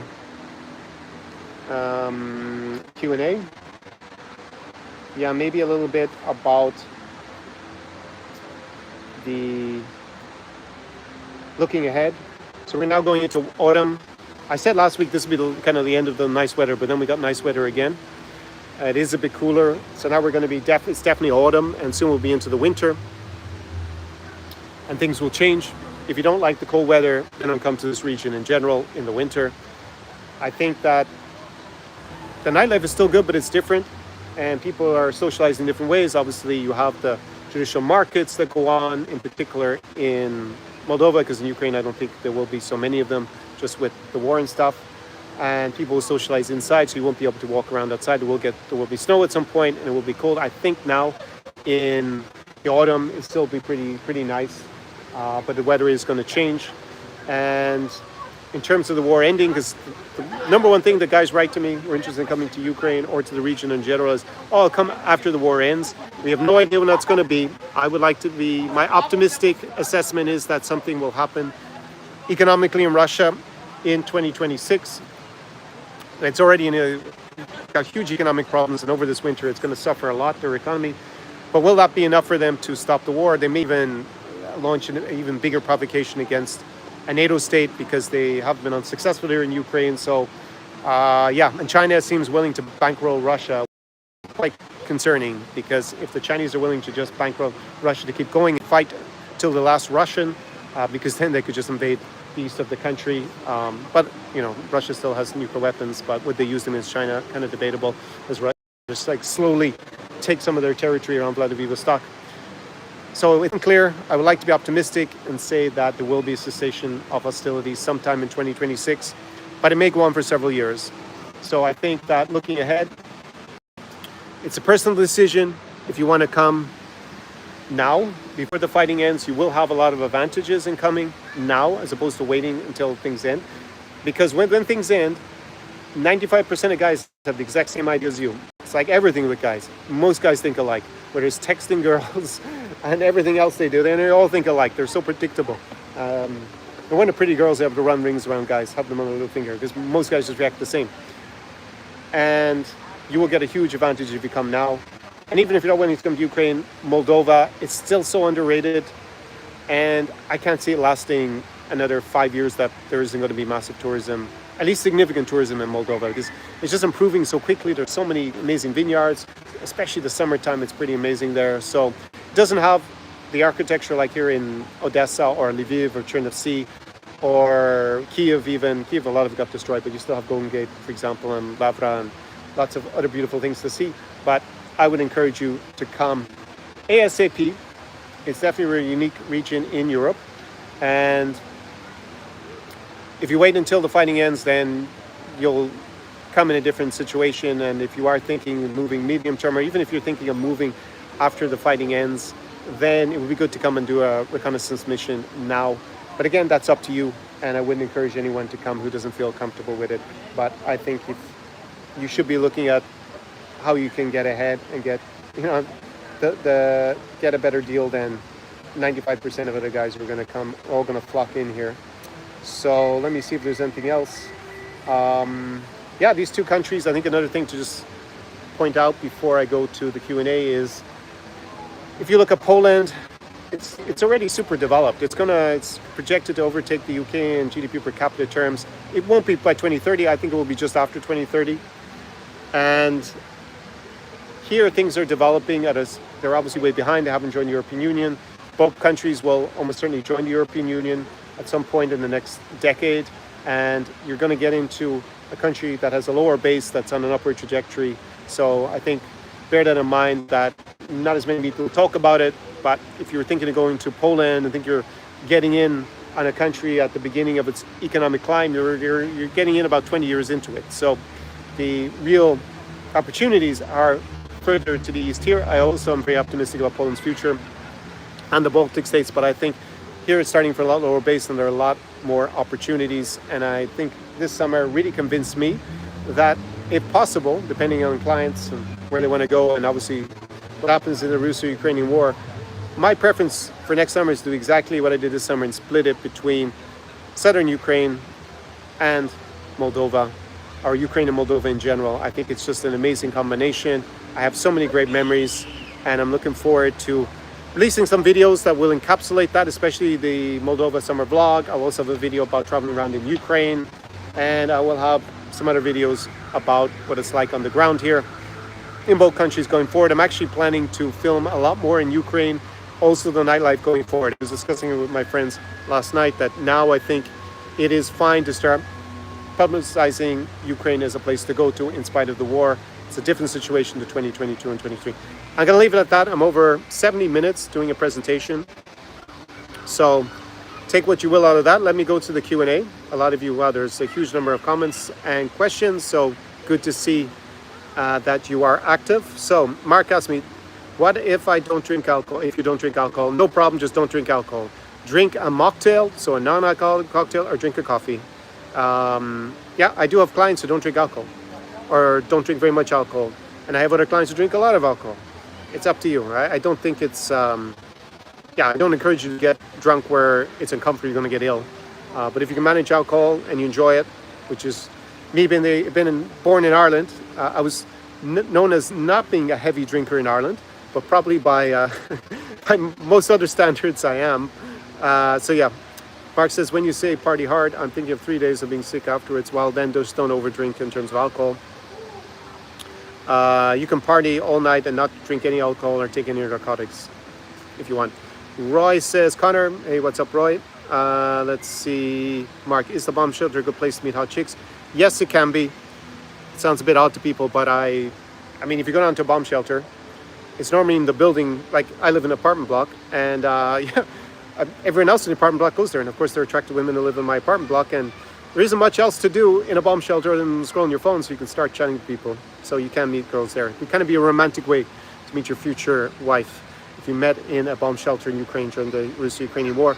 I think I've told this anecdote before in a live stream that I had a partner in a law firm that I worked for. He met his wife going on a train from East to West Berlin. I think it was at the very end of the Cold War or just afterwards. And that was kind of a romantic story to me, how they met. Mark says, are the citizens okay with martial law? yeah, martial law just means that the government doesn't need probable cause to actually stop you and ask you questions. They can basically stop you and detain you if they want to, because they get extra powers during wartime. I have never heard of a foreigner being unduly stopped or searched. I've actually never even been stopped by any police or soldiers during the entire war when I was walking around. Once by car when we came back after curfew in Lviv, the police asked, well, what were we doing? Which is normal when we came back to the old town. My friend wasn't drinking anything when he was driving me, so we explained that he was dropping me home, and that's fine because we had a reason to be out after curfew. So yeah, I should have said as well that there are places that are open during the curfew that even have licenses to stay open. You're just not allowed to go out on the street, so you got to stay until 5 a.m. I did that 2 weeks ago, partied really hard. I talked about it in our live stream, and that's up to you if you want to do that. You can stay out, but it was a really good weekend. The lads here, they're all basically, I won't say nationality because it's small nationality. I know people who I socialize with, but we'll say they were Western European businessmen. But it was pretty legendary night out, I have to say. Our decisions, so it's not really a big deal, but just understand what martial law is. And as a result, there's no real violent crime here. Like, crime is a lot lower than before the war, so you balance that with Russia blowing stuff up, then you can make your own assessment along with ChatGPT, as I did in that live stream, about the real estate deal. Roy says he's going to Ukraine end of this year. I sent you a message, Roy, about when you were thinking about coming, so let me know. Yes, I agree with coming before the end of the year. Ben asked me, do you use an actual shelter, or is the stairwell a basement? It is the basement in my building. That's where I go for the actual shelter. I don't go to a government provided shelter, but there's basically the basement in my building, the underground car park. Alejandro asks, what is that? Ukraine? Yes, I'm in Odesa, in Ukraine. We're in Russian language school there. I don't really know if that's a good idea, unless you mean Moldova. But in Ukraine, I don't know. I don't think there's so much of that on offer anymore, but I'm not really sure. I would advise learning Ukrainian for coming to Ukraine. Mark says he thinks Moldova looks very beautiful. I'm in Odesa, yes, as you all know. Which school would that be? How are the elections there? Yes, we'll find out this morning how the elections go in Moldova. I'm going to find when I get there, since our Russian is going to be spoken in New Europe. Yes, it is spoken a lot in Latvia, a bit in Estonia, and a small bit in Poland and in Lithuania, because you've got large diasporas of Belarusians there, and most of them speak Russian still, and some Ukrainians speak Russian, obviously. And then you could use it in Moldova and maybe southern Ukraine still. But again, if you're going to spend a lot of time in Ukraine, you should learn Ukrainian. Mark says you don't need words if you speak. No, that's not true. Do they have voting machines? Yeah, this is kind of. Barak says, Mark, I challenge you how to say practice with this. Mark says he can't believe that some guys expect them to pay for the date. Well, that's the norm in Western. I don't know. Do you mean some guys expect them? So they expect women to pay for a date? No, they expect to go 50-50 to go Dutch on the date. That is kind of the norm in most parts of Western Europe. And some guys don't like it who come here, that they expect to pay for everything. It's not their cultural norm. And then it's probably not going to work out with a woman from Moldova or Ukraine. You do have exceptions, of course. Royce says Conor's interview with Anthony. Maybe you mean Javier, or do I have another? Not sure who you mean, Roy, with Anthony. Just remind me. Mark says, I guess the Netherlands is in Europe after all. Dutch state, yes. Ben says, I would say women are more financially emancipated than before. The war dictated, that means that the tendency towards that doesn't change the tendency. Maybe slightly, but yeah, that definitely hasn't changed. Barak says, has the gender ratio changed in Ukraine due to the numerous war casualties? No, that is not a big factor in reality, because a lot more women left the country, especially single women, than guys who are maybe dead from the war or very badly invalided. It's so that hasn't changed that, I would say. A little bit hard to calculate that because we don't have as much, all the information, but that's my assessment. Moldova is hidden gem, but lack the sea beach, might be replaced by the river beach. Yes, I think go to a pool club in Moldova is a better option than going to swim in the river. Roy says tremendous women, not many men in Ukraine. Not really true, I would say. Mark said I had one girlfriend who wanted to go Dutch. She says that we take turns paying. In other words, I'll pay this time the next time. Very unusual that you got that experience. Borak says Roy Lee. What is that based on? Many women. Okay, a lot of speculation. I'll run through all these comments. You agree with that? Okay. Mark says he normally suggested more expensive dates than when it was her turn. Okay. Doesn't sound like that's the most polite or good etiquette. Mark, that is not good. Yes, he's just kidding. Okay, well, that makes sense. Mark has no girlfriend. Yeah, that would probably be the result. I agree with that. Mohanadin says, is cafe or fast food business in Moldova work out? Are you talking about investing in it? Well, there's so many new restaurants in Moldova, all different price points. I have good contacts who deal with that. But Conor, how do you suggest entering social circle for dudes who are less keen on drinking? Just go out and socialize and don't drink alcoholic beverages. It's not rocket science. I have friends who don't drink hardly any alcohol and they don't have any problem socializing because they are social. You don't need alcohol in order to socialize.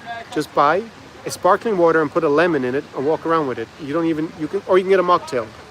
So I don't understand. This is not rocket science. People are not going to force you to drink here. I did think that over 10 years ago that would be the case, but it's not true. Sealand says as soon as I get to, he's going to make a road trip to Moldova. Sounds good. Later, greater. Conor, did you read what Ben Aris and the Economist said about Ukraine's fiscal situation? They don't share opinion that they run the numbers. Ukraine needs to get about 50% of its budget from somewhere, but there are 300 billion euros of Russian assets in Western financial institutions. Most of it's in Belgium. They're not going to let Ukraine collapse when they can take that Russian money. So they will end up having to take it, and that will bankroll Ukraine for many years as compensation for what Russia is doing. So Roy says Poland is not the place to go to. You can still have a good time there. I normally focus on the Belarusian Ukrainian diasporas. That's where I hang out. So yeah, just depends what you're looking for. Obviously, I prefer it here than in Poland overall, in spite of the war. So later, guys, even if 40,000 young men left Ukraine, around 10,000 young women leave every month. It's a bad deal for men. Yeah, I don't think 10,000 women living here, but the women coming back. So yeah. Oh, I should have mentioned that because I said it on the previous live stream, but I'll repeat it. There's a new law in Ukraine since last month that men between 18 and 23 can actually leave now. I looked it up, and I don't think they need extra permissions. I think it's just men now from 23 to 60 who cannot leave Ukraine. And yeah, conscription is from 25 upwards, so they're also not conscripted if they're under 25. So yeah, we expect a lot more men to leave in the next few months who are between 18 and 23.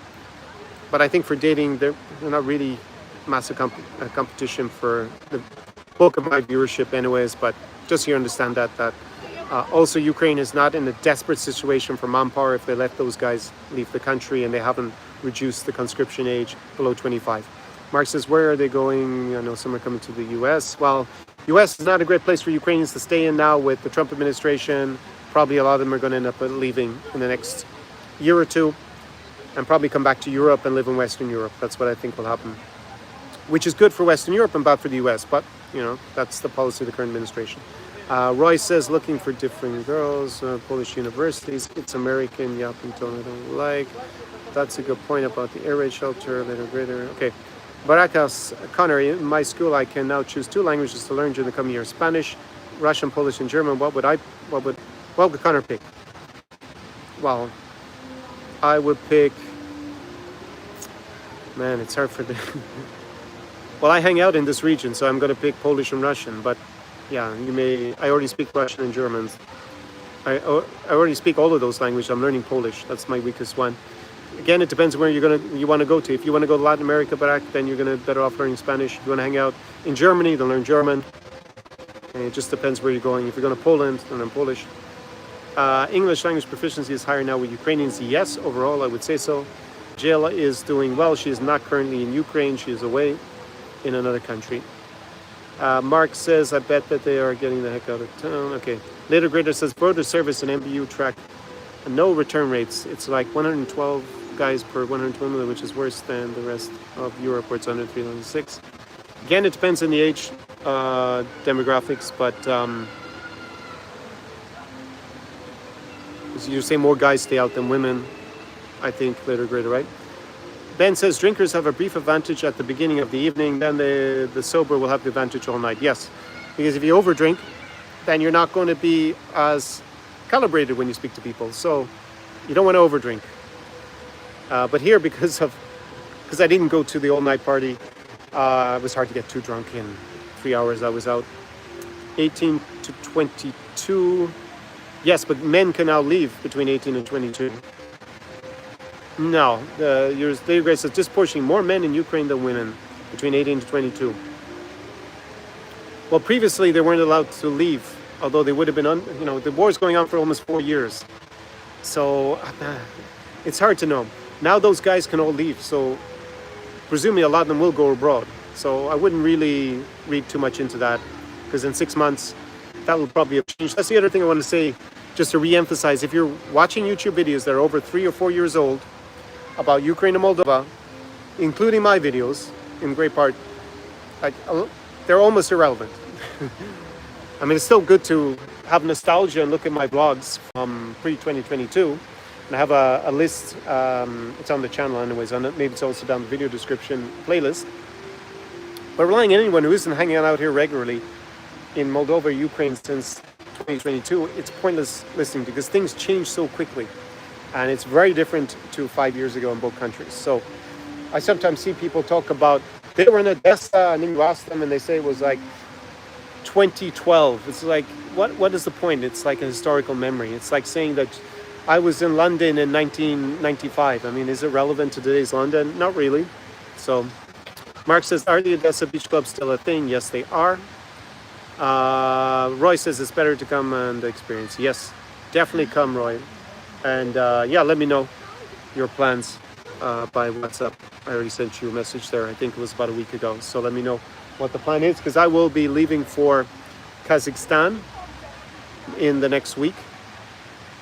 And I will be there for a few weeks with clients. So if you are interested in living in-person immersion with me, Conor Klein, in Kazakhstan, I have not been there for 2 years. So now is the time to come. It is still autumn. The weather is, today in Almaty, it's actually warmer in here. It will get a bit cooler in the next few weeks. But autumn is a really amazing time to be in Almaty. It's in the south of Kazakhstan. It's an amazing city, amazing nature, full of friendly Kazakhstanis. It's 85% Asian, about 15% European in terms of the ethnic composition. And yeah, it's really a cool place to hang out. Again, a place that does not have very much tourism. It doesn't have sexpats or anything like that. It's another place where you're going to have foreigner factor, and it's cool to hang out. Price level is actually very attractive at the moment in Almaty when I checked it. So I'll be able to verify that when I'm there next week. And yeah, speak now or forever hold your tongue, at least for a good few months. If you're interested in Almaty, apply for the New Europe Experience with me, Conor Klein, down below. And if you're thinking of coming before Christmas or before the New Year's to any of these places, whether it's Ukraine or New Europe, the other city like Chișinău, Moldova, Riga in Latvia, Warsaw in Poland, Astana and Almaty in Kazakhstan, Tallinn in Estonia, or to Vilnius and Kaunas in Lithuania, then might as well apply now.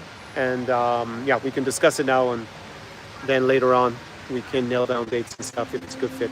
What is there to do in Almaty, says Mark? What is there not to do in Almaty? It's got amazing nature nearby. You can go skiing in the winter, ice skating. Now that it's autumn, you can go up the beautiful mountains, go on hikes. There's amazing canyons. There are amazing lakes nearby. It's a city between 2 and 3 million people. There's lots of great restaurants.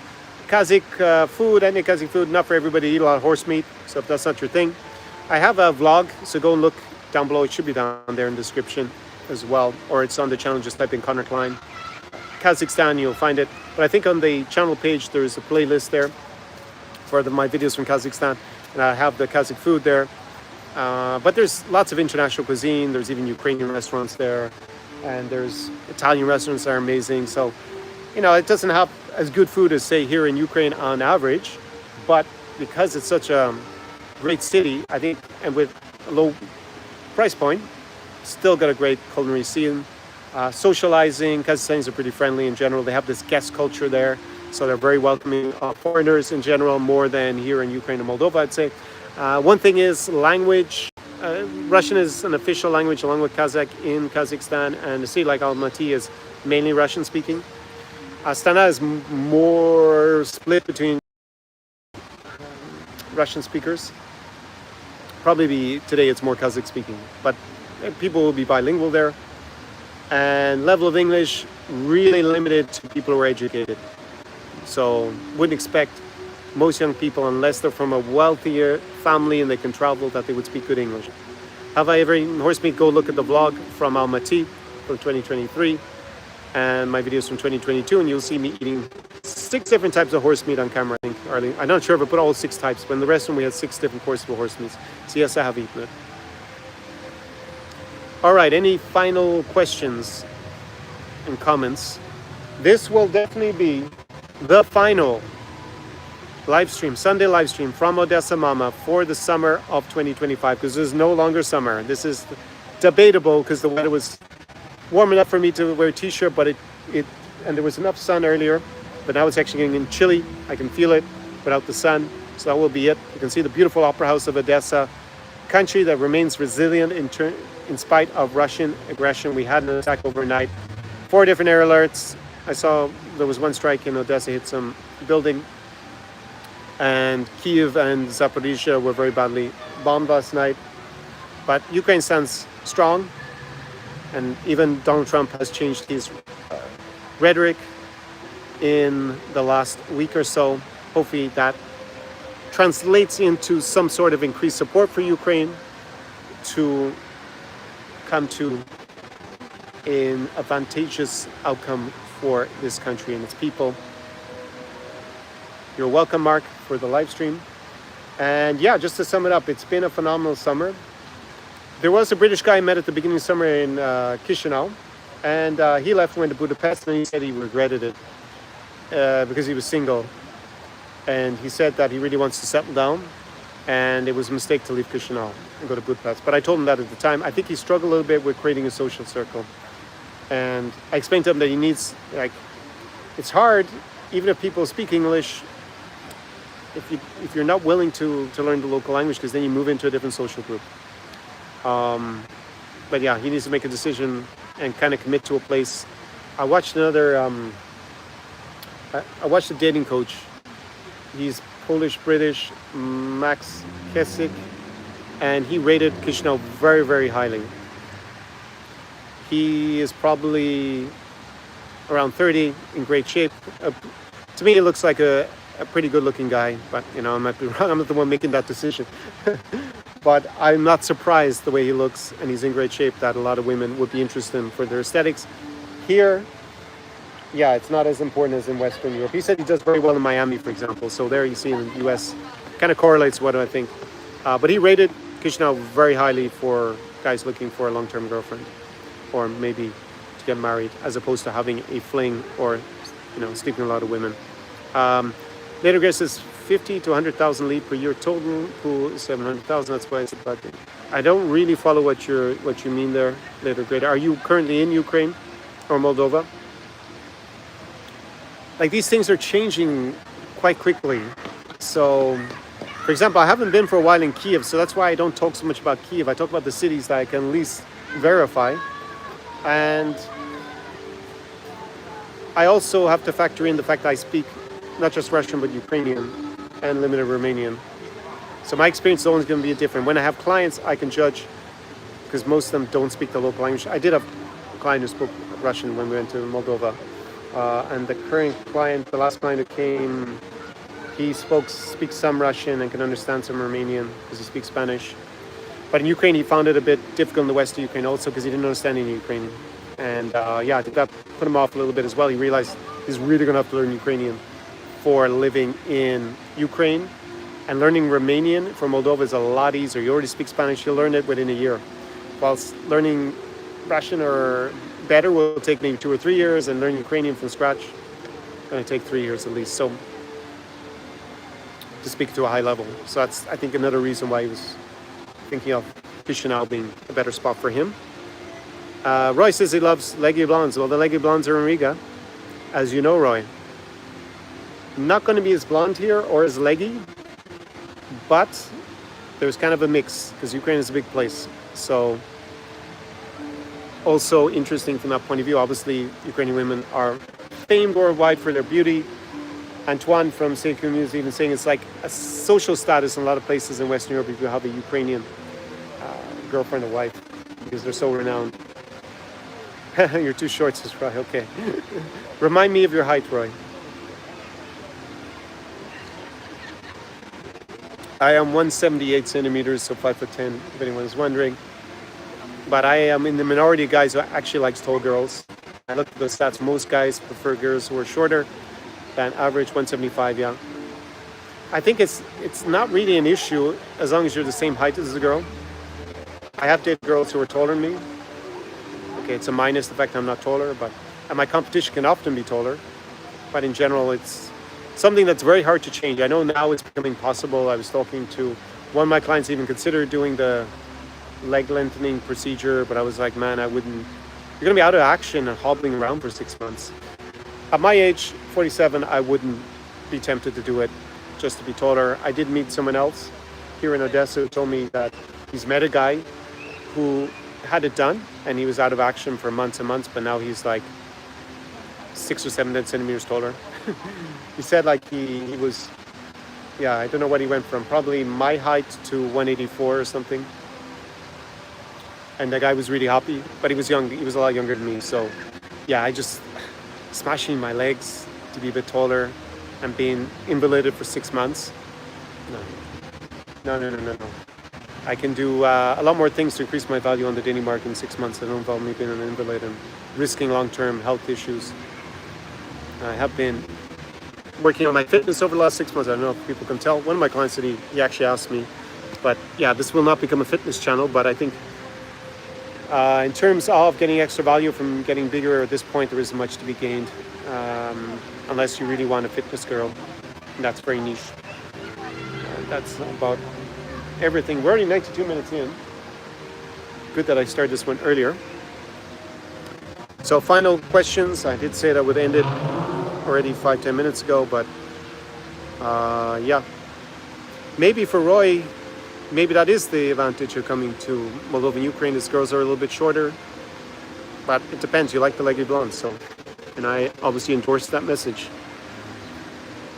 So a unique opportunity to come to Ukraine.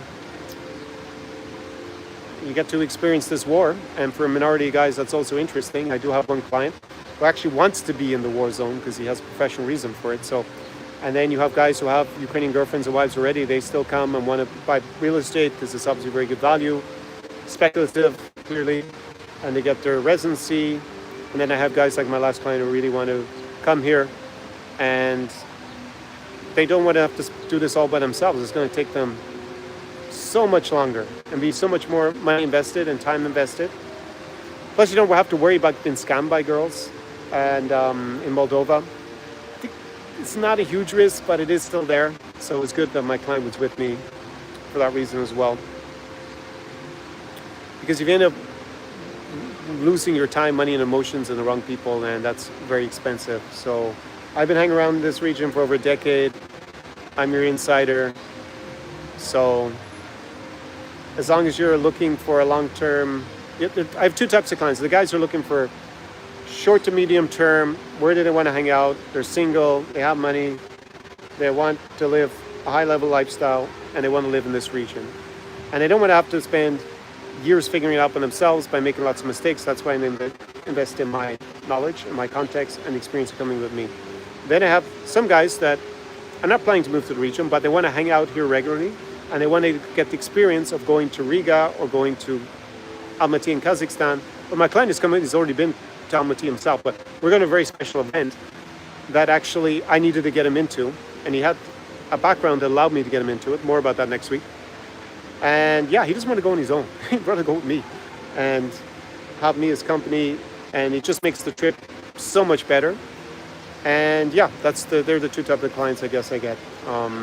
If you are a wannabe sexpat, then probably this is not the experience for you, because you won't get as much. You won't be able to tap into the resources that will give you the return on your investment of being with me, like someone who's actually really thinking about, okay, I want to be in Ukraine, or I want to be in Moldova, or I want to be in Latvia or Poland or Kazakhstan, wherever it is.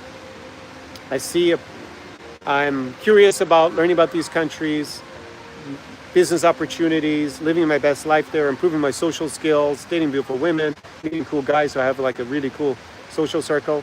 And it doesn't mean you have to hang around with only locals. You can also, I have a mixture of foreign friends, but they're nearly always guys that they own a business here. They are doing something in the society. They're not there are some guys who fall into the expat category that maybe have a passive income and they're just chasing girls all day. That's their only concern. And that's not illegal or anything. And they very often end up paying for it. Almost all of them are paying for it as well. So they're a little bit sex obsessed, I guess. And I obviously am not a fan of, nor do I encourage paying for sex. So yeah, those kind of guys, probably not the right profile for my experience. But it's hard for me to obviously to know that in reality until it becomes clear, because a lot of guys, they're not gonna tell me that. I'm so anti sex tourism and sexpatism on my channel that they know never to say that to me. So you won't get the same value. The guys who are gonna get the real value are the guys who can meet women. They're not some weirdo. They're not running around doing day game on the street like those weirdos outside the train station in Warsaw. And they want to live a better life and have cooler experiences, build a social circle, get in here, if it's Ukraine or somewhere else, on the business opportunities. And they don't want to have to spend years potentially figuring it out by themselves. They already have enough cash where they want to speed up the learning process. And yeah, they're not normally guys who are very young. I have to say, in general, my client base is kind of guys who are at least in their mid-30s, although I had one client who was 23, and he just wanted to come with me and he just wanted to come with me and live the experience. And we had a ball, for sure. We went to Poland together, to Warsaw, and we hung out in a lot of Ukrainian and Belarusian places. He had definitely a very enjoyable experience, but he was the guy, by the way, on the social side who was quite social. He was quite good looking as a guy, so girls loved him. He was a light-skinned black guy. And this thing that all the Ukrainians are racist, well, I can tell you a lot of Ukrainian girls are definitely not racist. Or maybe they have a fetish, I don't know. But he was quite popular, in general. So we had a good time. So they're the reasons. Like, do you want to have to spend years figuring it out yourself? Maybe getting scammed? Maybe going to all the wrong places, having to come 4 or 5 times. Some of these cities, I literally have to spend, like if I think of Tallinn in Estonia, to find the best cocktail bar, because you can't figure it out online. ChatGPT won't tell you. It took me well over a month. I think I went up 5 weekends before I found it. And I like to think I know what I'm doing. Right, this is just one example, right? So when my client comes with me, we go straight there. So he doesn't have to spend 5 weekends figuring it out. He's almost certainly, the probability of him having an amazing weekend is multiple times higher than if he just went randomly. Because I've already done the research, I figured it out. And we had the social circle there as well.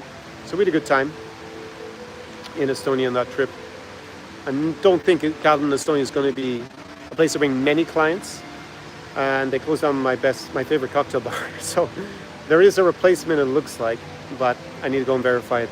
But I have a lot of social context there. It's still a good place. But I think Riga is a better city. So I would bring guys first to Riga.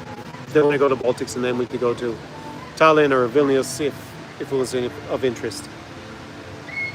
But for buying real estate, Riga, Latvia in general is quite attractive. The price point, the rental yields. Also, you can get residency if you're a non-EU citizen if you invest over 250,000 euros. Roy says he went to Pattaya, 70% Indians there. The local girls don't like them too. Well, there you go. I don't know enough about Pattaya and Indian guys to say whether they're paying for stuff or not. But yeah, obviously that's not the theme of this channel. All right, it's getting a bit chilly. I think those of you who want to ask the final questions about Moldova and Ukraine for summer 2025, speak now, or you will be asking me about them on another live stream. And yeah, just all the links are down below. So apply for the Europe experience, consulting calls, and the guides all down. Membership, you can go and join membership for the channel on the channel page. And Roy says it's not easy for Indians. Yeah, I've had Indian clients in the past. It depends.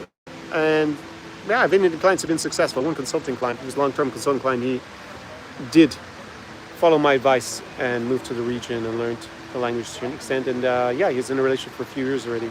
So that's what I'll say about that. All the links are down below. I'm going to say, any particular hotel that you recommend in Chișinău, you have Birds Hotel, and you have the Radisson Center, and there's another one around the corner. I can't think of it off the top of my head. That's in the guide, all that stuff, and all the cafes, restaurants, shisha lounges, clubs, bars. So if you're looking for that kind of information, just purchase the guide and it'll all be written there. Plus the best hotels are there as well. Normally, I personally stay in Airbnb apartments. I just stay in an apartment, but my clients nearly always stay in a hotel. So that's why I know Birds and Radisson. They're the two most popular, but there was one around the corner that was also good that one of my other clients stayed in. But I can't remember the name off the top of my head because I was just in there once. But I know where it is on the street. Yeah, summer 2025, definitely it was a good one. I was for the entire 4 months here in Ukraine and in Odesa. I was in Ukraine and Moldova, a month in Lviv, and what about, I guess, a month and a bit here in Odesa, a few days in Chișinău, and then 2 months in Moldova in Chișinău.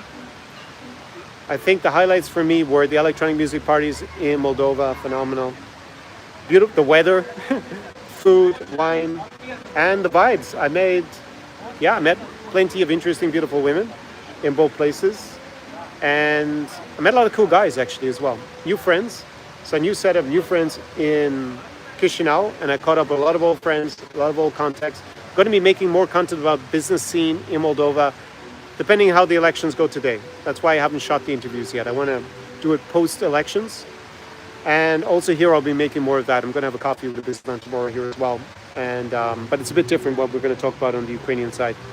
So met lots of cool guy friends and a lot of great social acquaintances who are female as well. Of course, lots of new beautiful women that I met over the course of the summer, in particular in Chișinău, I think, and to a certain extent here in Odesa, because it took me a little bit more time to get set up with the nightlife here in Odesa than in Chișinău. Chișinău was just plugged in straight away because I already have friends there and I know what's going on every day.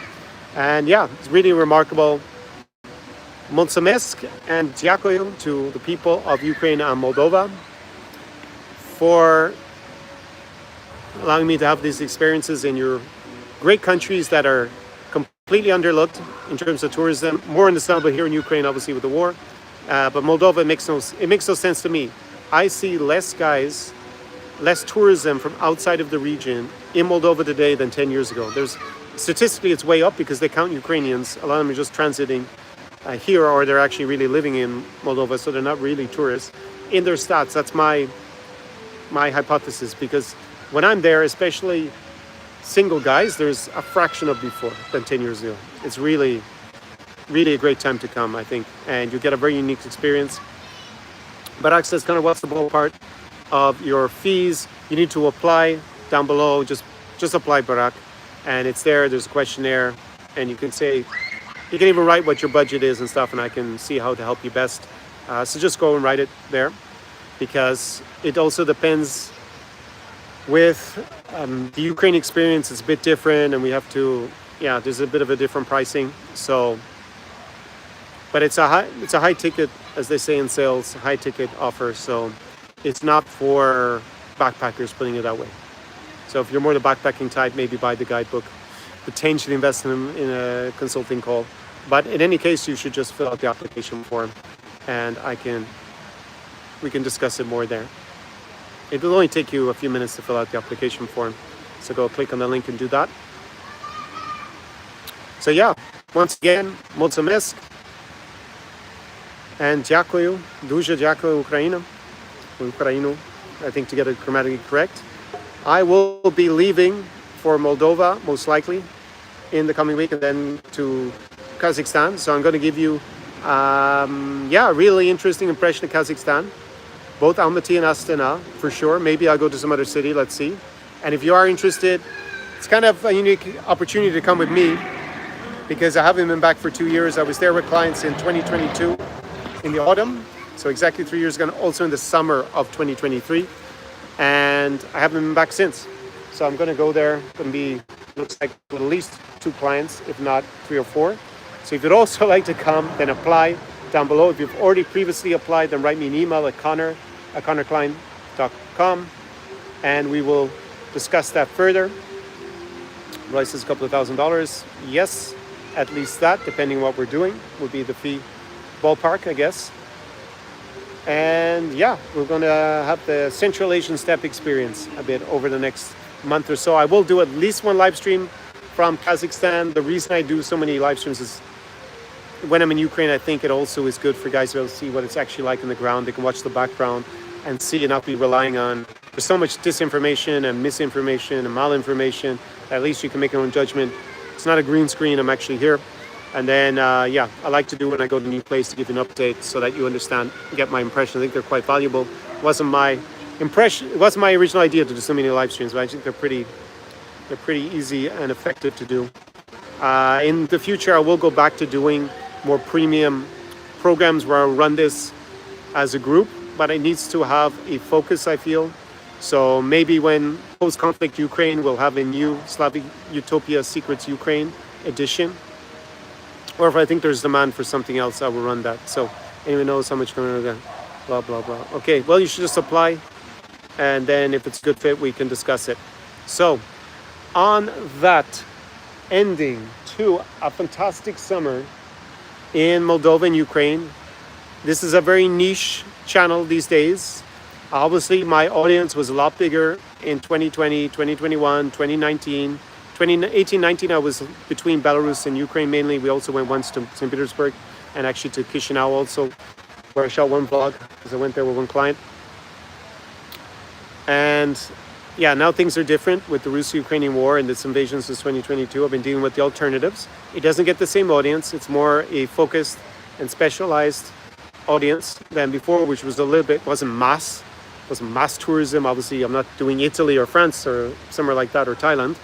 But it is a place where a certain type of guy, and maybe even a certain type of woman, we'll see going forward, because there are more and more women at least going to Poland and relocating there because a lot of job opportunities. Or it's pretty mainstream to take a weekend, even as a group of girls from Sweden, and go to a place like Tallinn or to Warsaw. Maybe not so much in Riga, but who knows in the future how that might develop. But obviously, my client base has been 99% male. I did have 1 consulting client who was a woman once, and she was from Alaska, and she had a Ukrainian husband that she wanted to persuade to divorce her, so I helped her with it. It was definitely money well invested in my consulting. My consulting was at lower price point, admittedly, at the time, but she paid me for a good few hours for it. But yeah, we were successful. He agreed to the divorce extremely quickly. And so I think this is a unique and exceptional place for the right kind of guy. There are many guys it doesn't suit, and that's fine. There's no need to watch my content if you're not interested in coming to this region. You want to, what was the Blur song? I think I sung it last week as well. Following the Herd down to Greece. If that's more what you're into, no problem. There's dozens and dozens of other channels here on YouTube that cater to that audience. I'm helping high-level men with living their best lives in this region, and in particular, I help guys with Ukraine in spite of the war, Moldova, Poland, 3 Baltic states, Lithuania, Latvia, and Estonia, and Kazakhstan over on the steppes of Central Asia, which has a small part of its territory in Europe, so it still counts as Eastern Europe as far as I'm concerned. And I put it as part of my channel, even though it doesn't really fit the New Europe designation. Ukraine and Moldova definitely do. So does Poland, so does Latvia, Estonia, and Lithuania. There is an economy between those countries like Poland and the Baltic states, and here in Moldova and Ukraine, I think that's the split. You could even throw maybe Romania a little bit in here as being a bit more similar to here, a little bit more Balkans. I think it's a separate thing. And maybe in the future we'll bring clients to Bucharest. It's a city I hung out a lot a decade ago, but I think for my clientele and for my personal interests, Moldova and Ukraine are more interesting because they still have to join the European Union. I think the culture is a little bit different to Romania, and I just find it easier in terms of integration and having a better lifestyle here. Over the years, definitely pre-2022, and I think post-war Ukraine will be a phenomenal place. It will absolutely boom economically. There is so much reconstruction will go on. It's even already started, and there will be so many opportunities. If you would like to get in on them, I see a mosquito about to bite me here, so I'm definitely going to finish this up right now. If you'd like to get into it, in on that, and come here and do a reconnaissance mission like my client did, who came recently to both Moldova and Ukraine. We went to Lviv, Chernovtsi, Chișinău, and then we came down here together to Odesa. Then apply via the application form. Down below, there's a link in the description. It could be you and me here. So I'll leave it at that. Slava Ukraini, do peremoghi, and I guess Slava Moldovi тоже, or taksha, that I should say, in mixture of languages. Mulțumesc Moldova, дуже дякую Ukrainu, and Ukraino, so we say grammatically correctly. And yeah, catch you on the next live stream. It'll probably be as long as I'm actually in Almaty on next Sunday. I'm pretty sure I will be there. It's not 100% confirmed yet that I will be there on Sunday, but I think I will be. And I have enough energy to do the live stream. Who knows what will happen if I go out on Saturday night or if I'm taking still a flight to get there. And I will give you a sample of the sounds and sights and flavors of my favorite country in Central Asia, Kazakhstan, my favorite city in the region, Almaty. Bye-bye summer 2025. It was a blast here in Moldova. I shouldn't say that. That's an unfortunate phrasing for Ukraine, but it was a very enjoyable experience coming to both countries in spite of this horrific war, in spite of Russian aggression. Ukraine is still a phenomenal place with an amazing people, and fingers crossed very soon that we have a very successful resolution to this war in favor of Ukraine, and we can go back to the way, to a new, brighter, things won't go back to the way they were before, but we'll have even brighter future, a better situation than we have pre-2022. I'm going to remain optimistic. I'm an optimist by nature. On that note, I will say bye-bye. It was to the summer, to you guys. Thanks for your participation in these live streams. It's also been great to get your feedback and see what you guys are really interested in, the questions you have. And yeah, we'll be doing maybe the same in live streams next year, but it'll probably be for a premium program, because if Ukraine is post-conflict, that's what I'll be focusing on. So, do pobачення, you're welcome, Roy. La revedere, and hopefully you come to enjoy these two amazing countries, the hidden gem of Europe, Moldova, and the real, resilient, most determined country to become part of Europe and European Union, Ukraine, and hopefully you get to experience the beauty and the people of both places. Ciao, ciao.